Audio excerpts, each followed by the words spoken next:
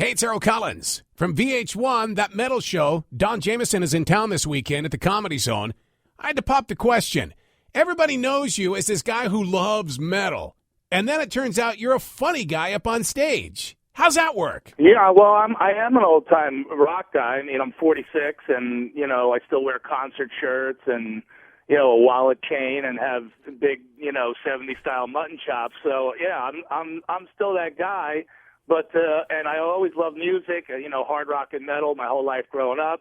I wanted to be a musician, when I was growing up, but there was just, to be honest, there's just too much equipment to carry. So I said, let me find something easier to do. And, comedy's better because then, you just put your jokes in your back pocket and you're on your way. Dude, how did you find your funny bone? Suddenly you woke up one morning? I knew I had comedy down when I had this huge zit on my nose when I was about 15 in Spanish class.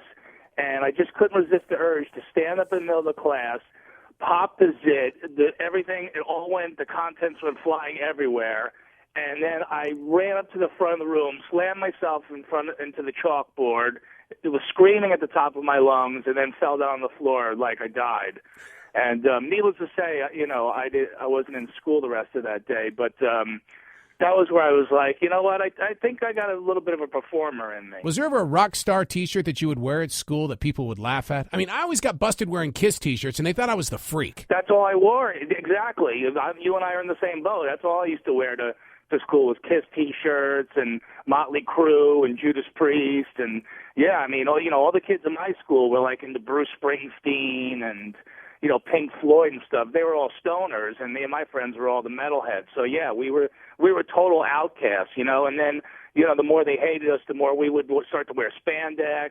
Sometimes we wear makeup to school, I tried to look like Vince Neil on the front cover, in the inside cover of Shout at the Devil. Everyone hated me, but I didn't care. I just always loved this music. So I'm like, go ahead, keep making fun of me. But someday, 30 years from now or so, I'm going to have my own heavy metal talk show, and here we are. Okay, you're the only one that's going to be able to set me straight here. In my first book, I say that comedy doesn't exist. What it is, it's the act of relating. How do you feel about that, since you're the dude that's up on stage? No, you're right. It's the act of relating. It's being truthful. The best comics are the ones who are truthful, and of course it's all exaggeration as well. Comedy is, truth plus exaggeration, plus time. You got to throw that in there. But, look at all the best comics. Look at, Richard Pryor. He talked about how he was freebasing and he burnt his face up, and George Carlin talking, all about all the, personal things in his life and, his feelings on everything. And that's really what it is. It's just, because we all talk about the same stuff generally. We talk about our relationships. We talk about our life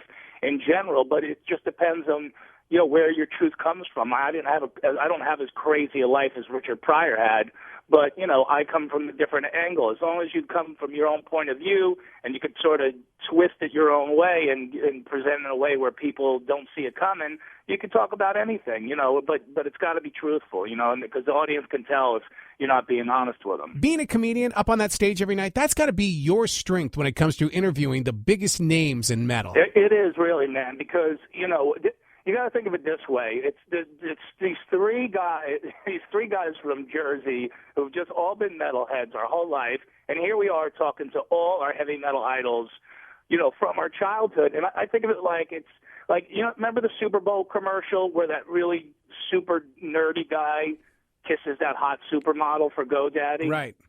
Yeah, that's what I feel like every time I do the show.